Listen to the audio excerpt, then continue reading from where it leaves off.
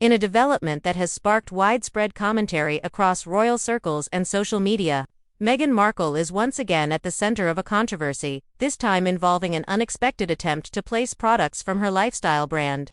As ever, inside the Buckingham Palace gift shop, according to multiple insider reports, the proposal was quietly submitted to palace staff in what appears to have been an effort to align the Duchess's commercial venture with one of the most recognizable royal retail spaces in the world. However, the response from King Charles and his team was described as firm, swift, and unmistakably clear.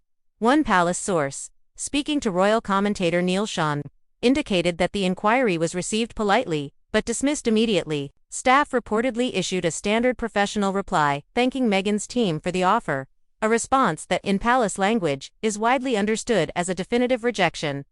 Observers note that the request itself raised eyebrows, given the stark contrast between Buckingham Palace's established product line, which includes Highgrove honey, Crown Estate marmalade, and artisanal goods directly tied to royal traditions, and the commercially branded items produced under Meghan's Montecito-based label. Critics argue that incorporating an American lifestyle brand, especially one with ongoing questions about product quality, would clash with the palace's heritage identity.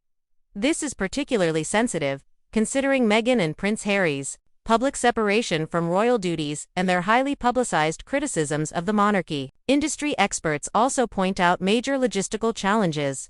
Selling food items in the UK requires extensive ingredient disclosure, compliance with strict food safety regulations, and documented sourcing processes that differ significantly from U.S. standards. Importation fees, customs declarations, and regulatory inspections add additional hurdles.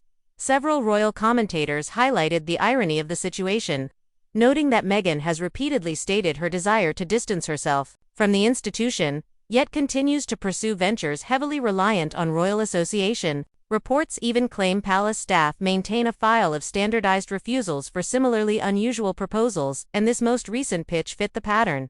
Meanwhile, comparisons to Canada surfaced after rumors circulated about Meghan's hopes of expanding as ever products into Canadian retail spaces. But with Canada's notoriously strict consumer regulations, analysts believe such an expansion would require extensive paperwork, multiple certifications, and significant legal oversight.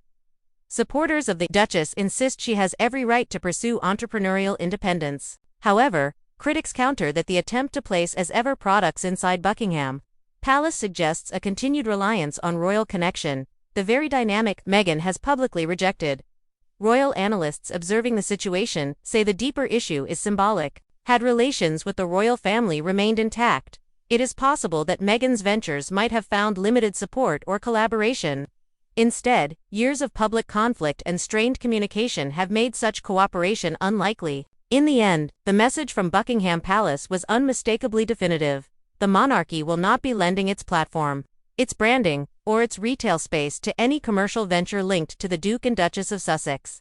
And, as one commentator concluded, the palace's stance reflects not only business prudence but also the reality of a factional relationship that appears more distant than ever.